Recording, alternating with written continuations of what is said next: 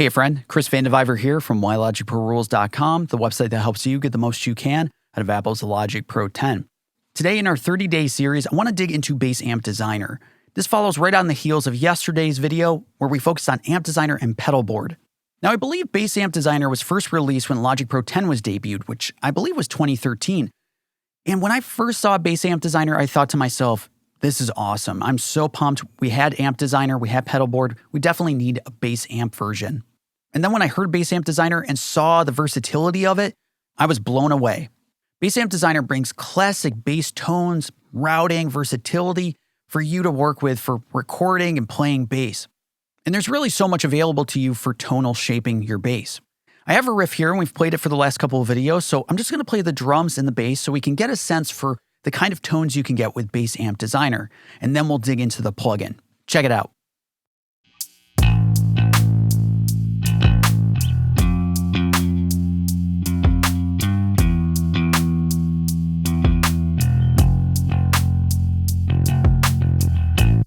Cool, and it repeats from there. Let's open up Bass Amp Designer and start digging in. Now, just like Amp Designer, we're treated to a guitar head or bass head. We have a speaker, we have the microphone. If we hover our mouse over the cabinet, we can adjust the position of the microphone relative to the speaker, either getting closer to the center of the speaker, further away, off to the side, or really anywhere in between. Additionally, we have 3 drop-down menus. Model is the combination of a bass amp head with its respective cabinet. Amp head and cabinet allow us to choose an amp head and cabinet independent from one another, so we can mix and match these different models. We also have, which I think was so classy of the team at Apple, is that we have a slider for adjusting between an amp and the DI box. And what's so cool about Bass Amp Designer is that you can actually blend the two. You can choose your amp, your cabinet, set up your DI box, and then based on where this slider is set, you either have only the amp tone all the way to the left, only the DI tone all the way to the right, or blending the two together anywhere in between. And after that, we had 3 microphone models, which are pretty classic for recording bass guitars. We have a Condenser 87, Dynamic 20, or 421. And if we flip through the different models, we have a modern stack, which offers a lot of versatility, classic amp stack with the classic 8x10 fridge, a flip-top amp, and again, the direct box by itself. So let's start to flip through these different amps so we can get a sense for what they bring to the table. I'm going to set this back to where I had it. We're going to go all the way to the amp side. So we're just going to hear the amp, no DI box, and start flipping through these amp heads. Check it out.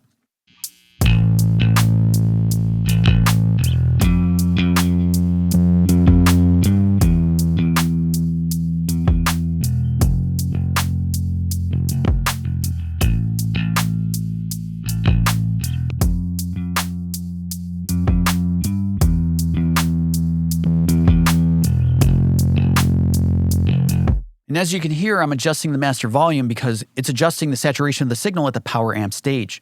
Now let's also float between the different cabinet options because there's really quite a bit here.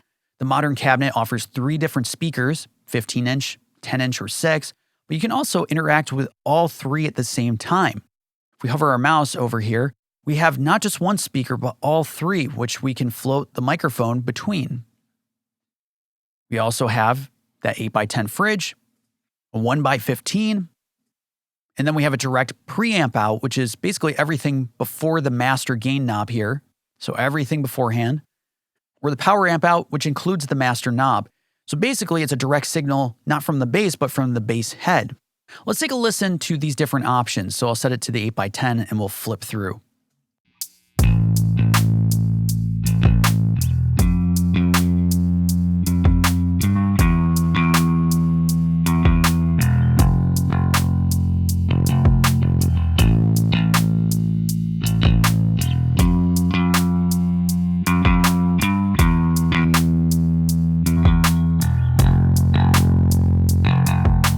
I like how growly that 1x15 is. Now let's check out the different direct options.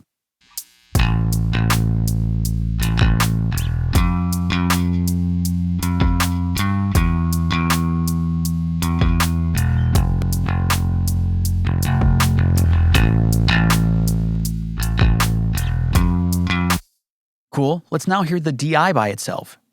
We can boost the signal, we can also adjust the tonality of the signal based on 6 different EQ profiles, and we can also add a high-pass filter if we need it. Check it out.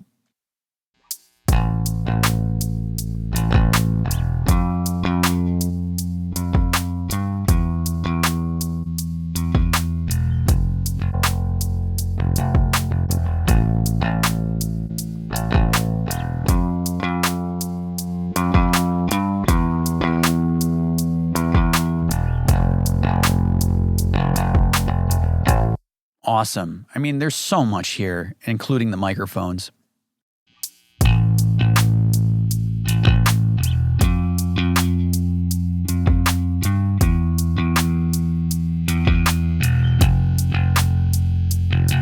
All right, so now that we've floated through the different sounds and the different options for tonality, let's dig into the head itself, because there's quite a bit here. First of all, we have what is typical for a bass amp head. We have a gain knob, so this is the preamp gain.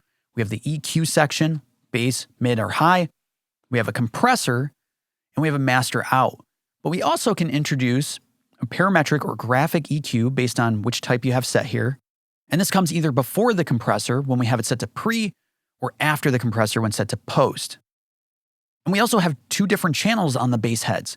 Channel 1 is an active channel, so the gain structure is set to 0 dB, whereas channel 2 is a passive channel, so the gain structure is about negative 15 dB. Let's check out the 2 different options.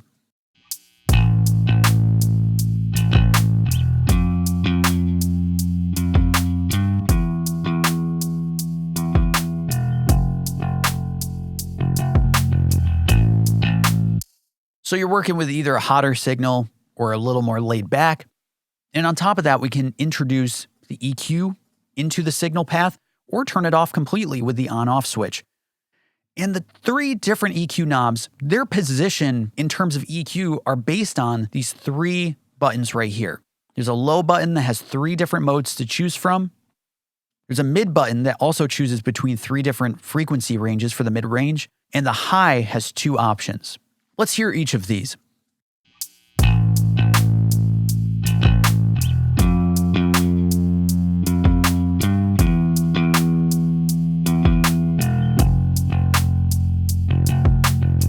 The mids.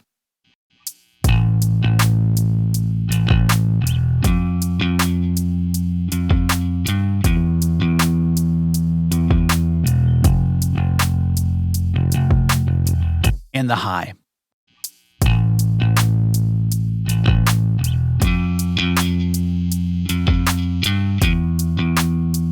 So my bass is pretty noisy. It's kind of dredging up that noise. But we can also adjust the brightness of the bass signal with this bright switch. So if you're feeling like your bass is a little too dark in the mix, you can help it poke through a little more using the bright switch. Check it out.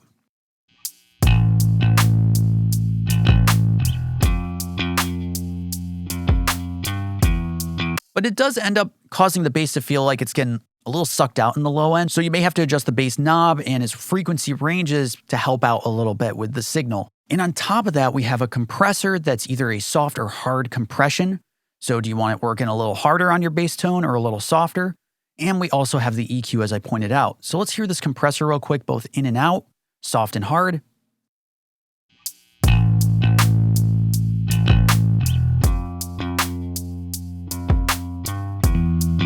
So dredging up a lot of volume for this bass. Let's switch between these 2.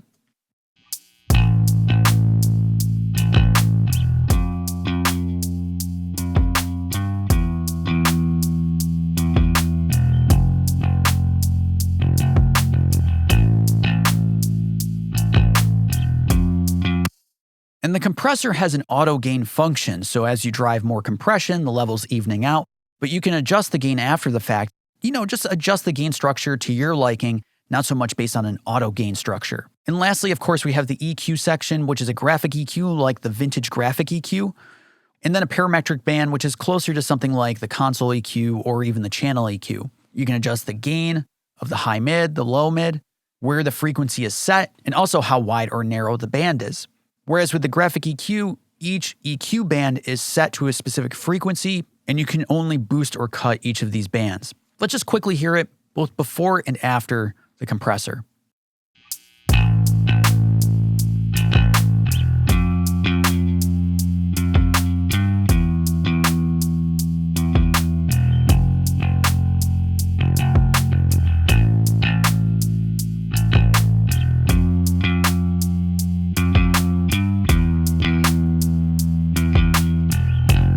I mean, it's really so fantastic.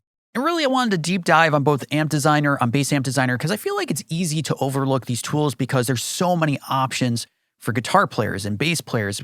And there's always this sense that the grass is greener somewhere else, but really taking the time to examine these different plugins, you find there's a lot of versatility, there's a lot of opportunity.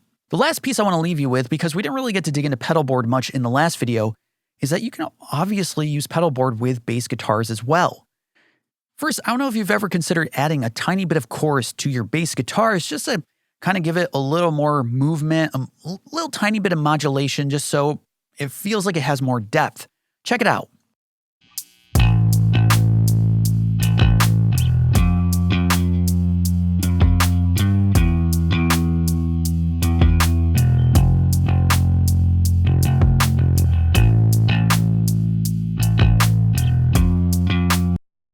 That's a possible option. Also, have you ever considered adding distortion to your bass guitars? I love the sound of a disgusting bass that is just smothered in distortion. It's got such an aggressive quality to it, and I guess that's sort of what I'm attracted to in music. But you could try using the splitter and mixer and throwing in some distortion in parallel so you're not completely distorting your bass guitar, but you're just adding a touch of drive just to give it a tiny bit of articulation. So we have the splitter. We have these two distortion plugins on the one side of the signal, and the other side is free and clear of distortion. Check it out.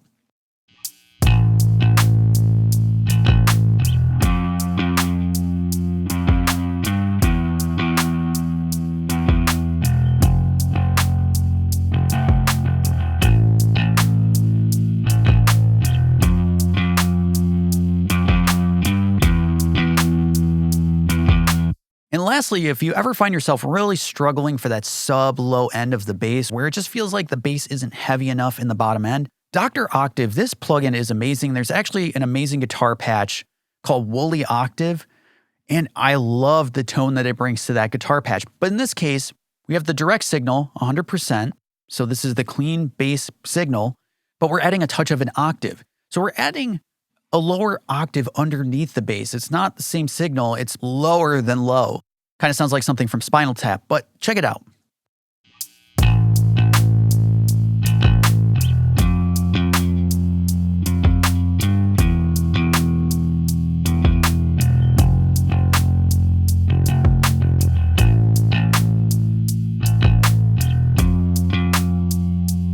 And there's even a drive knob to drive some gain on this particular bass signal as well, if you want to just skip the distortion plugin. So I hope you can see that Bass Amp Designer and again pedalboard, there's just so much here to offer you in your songs. Check them out. So I hope this was helpful for you. If it was, as always, I highly suggest subscribing to the YouTube channel, Why Logic Pro Rules, or subscribing on the website itself, whylogicprorules.com. Every week I'm posting new videos, new emails, and posts to help you get the most you can out of Apple's Logic Pro 10. Thanks so much.